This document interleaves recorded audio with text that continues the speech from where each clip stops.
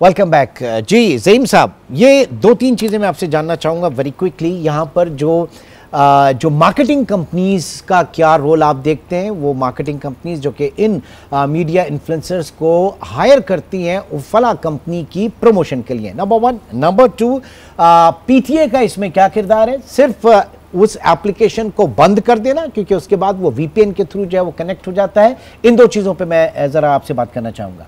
Sir, ये पहली चीज़ जो है ना वो बड़ी इंपॉर्टेंट है।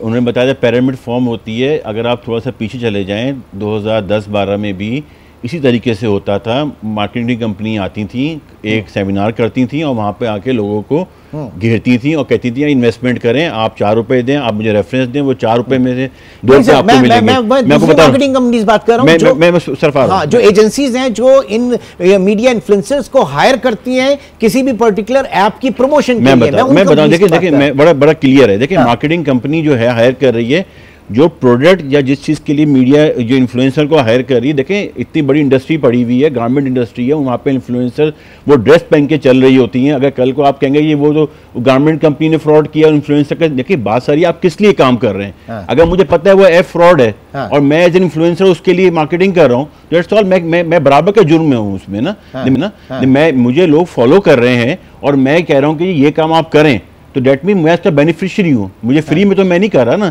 तो इक्वली सर जो में बराबर के शरीक हैं। की बात करते हैं सर, तो क्या आप नहीं समझते कि स्टेट लेवल पे यहाँ पर में वो चीज आपने जैसे बताया था वो चीज रोकी गई थी। देखिए बैटिंग तो जो उन्होंने बताया, जो हमारे लॉयर हैं उन्होंने बिल्कुल सही बात बताई। वो अगर आप एक्ट उठाएं तो उस वक्त भी बैटिंग, उस फॉर्म में भी गैम्बलिंग, बैटिंग सब चीज बैन है। लेकिन हम ये चीज, इस चीज से थोड़ा सा आगे चल के हम इस चीज को देखें कि कोई भी चीज मुझे पता है। मैं देखिए सर, अभी आपने वीपीएन की बात की, अब आप मुझे बताएं, अभी ये ऐप बैन हो गई हैं। हाँ।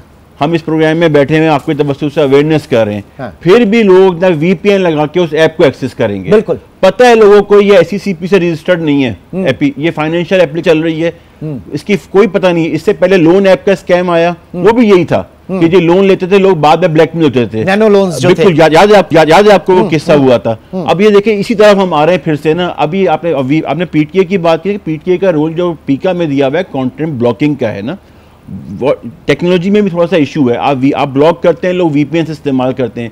मैं थोड़ी सी आपके अवेयरनेस के लिए लोग जो वीपीएन जो इस्तेमाल कर रहे हैं वो अपना नुकसान खुद कर रहे हैं। बिल्कुल, वो वीपीएन से आपका अपना मोबाइल फोन कॉम्प्रोमाइज हो रहा है। प्लीज उस वीपीएन को इस्तेमाल ना करें। और इस पीटीए पे काम कर रही है और हमने उनके साथ मिलकर काम किया। हम ये भी कर रहे हैं कि गूगल प्ले स्टोर से इन ऐप्स को रिमूव करवा रहे हैं और कुछ रिमूव हो भी गई हैं।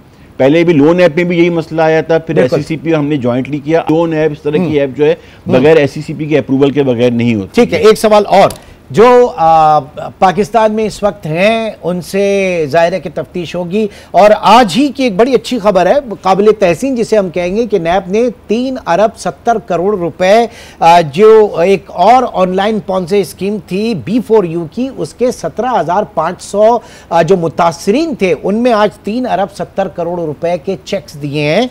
और इसमें 10,000 अफराद को कुल रकम अदा कर दी गई है। बाकी जो 7,500 अफराद हैं उनको 40% उनकी अदायगी की गई है और बाकी अदायगी जो है वो 6 महीने के अंदर की जाएगी। और ये भी वही कर रहे थे, ये कह रहे थे जनाब 7% जो है मंथली आपको प्रॉफिट देंगे। लेकिन ज़हीम साहब, ये तो कंपनी यहीं पर थी, उसकी प्रॉपर्टीज यहीं पर थी, तो यही इनको पकड़ दकड़ करके बेच के और फिर ये हो जाएगा। जो बाहर बैठे हुए उनसे आप कैसे रिकवरी करेंगे? क्या गाड़ियां पकड़वाएंगे उनकी वहां पर जाके? जी जी जी, देखिए इसमें जो एक एस्पेक्ट है मनी लॉन्ड्रिंग का, उस पर काम हो रहा है। और दूसरी बात यह कि एक प्रोसीजर इन्वॉल्व है जिसके लिए हम थ्रू इंटरपोल हम उन बंदों को यहाँ लेके आते हैं, अरेस्ट करते हैं, दुनिया में कहीं पे भी हो, चाहे किसी भी क्राइम हो। इसका एक वारंट इशू होता है कोर्ट से एंड देन वो प्रोसीजर क्या, वो प्रोसेस स्टार्ट हो चुका है। तो जो लोग बाहर हैं, एक क्योंकि ये मैटर खासतौर पे जिस पे आप बात कर रहे हैं कोर्ट में ऑलरेडी सबजुडिस है, लेकिन मैं इतना बता दूं कि जो लोग बाहर चले गए या भाग गए हैं तो वो इस दुनिया में मौजूद हैं, उसका प्रोसीजर मौजूद है, उनकी प्रॉपर्टी भी सीज होगी।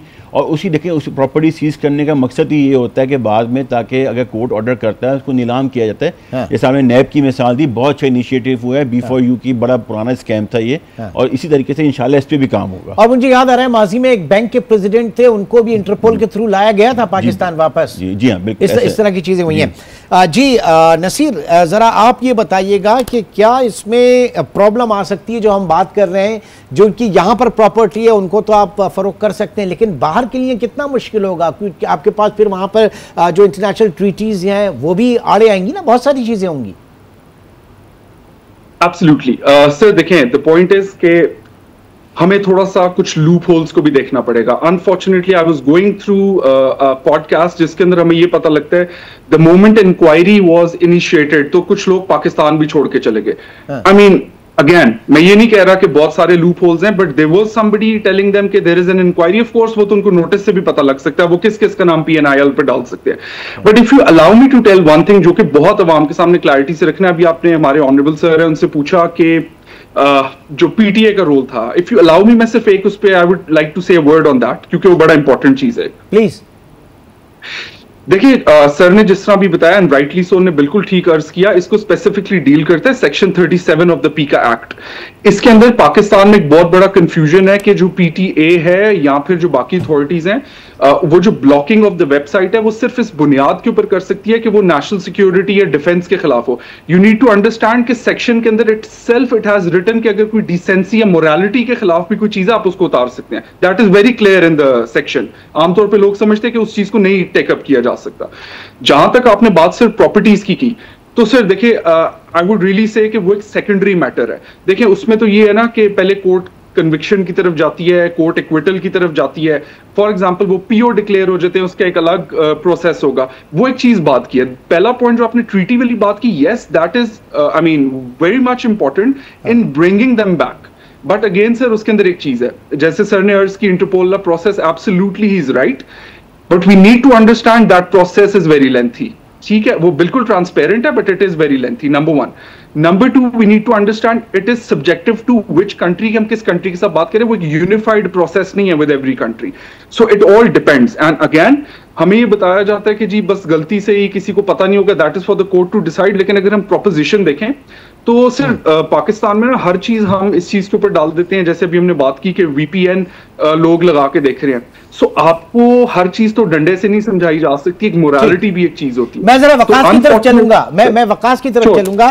वकास ये बताइएगा कि ये सिर्फ पाकिस्तान का मसला है या आप इंडिया में भी इस तरह की चीजें देख रहे हैं, और जगहों पे भी आप देख रहे हैं कि वहां पे ये बहुत तेजी से फरोग पा रहा है ये रुझान? बिल्कुल, ये इंडिया का मसला है। और इंडिया के अंदर तो एक और चीज़ भी है, that is called colour trading. Basically वो भी यही होती है, और उसमें कलर्स के ऊपर बैट किया जाता है कि ये रेड कैंडल क्लोज होगी या ग्रीन कैंडल क्लोज होगी। अब अगर हम दुनिया की बात करें तो यूरोप की बात करें तो यूरोप का एक इदारा है MiFID।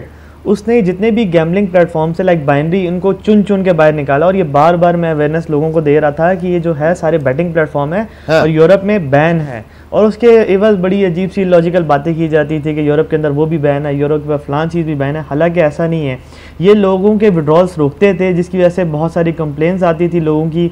और उसके ऊपर MiFID 2 जो इदारा है, जो यूरोपियन एक रेगुलेशंस को कंट्रोल करता है, जो कि मेक श्योर करता है कि हर क्लाइंट के जो डिपॉजिट है वो सिक्योर रहे हैं, या फिर उनका कोई भी विड्रॉल आता है या कोई भी प्रॉफिट आता है तो वो सिक्योर रहे, उसको वो बिल्कुल मेक श्योर करते हैं। तो उन्होंने इनको चुन चुन के जो है यूरोप के अंदर से बाहर निकाला। तो उसके बाद ये हमारे इधर पाकिस्तान के अंदर इंटर हुए थ्रू इन्फ्लुएंसर्स। और एक बात मैं यहाँ पे कहना चाहूँगा कि मेरे एक बड़े भाई यहाँ पे बात की है उन्होंने, तो सर उन्होंने बात ये की कि लाइक अगर हमने अभी बैन किया तो लोग उसको लाइक VPN के ज़रिए जो है वो रीच आउट करेंगे।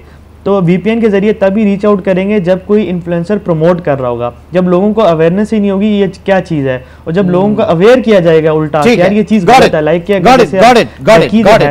जरिए अवेयर किया जाए।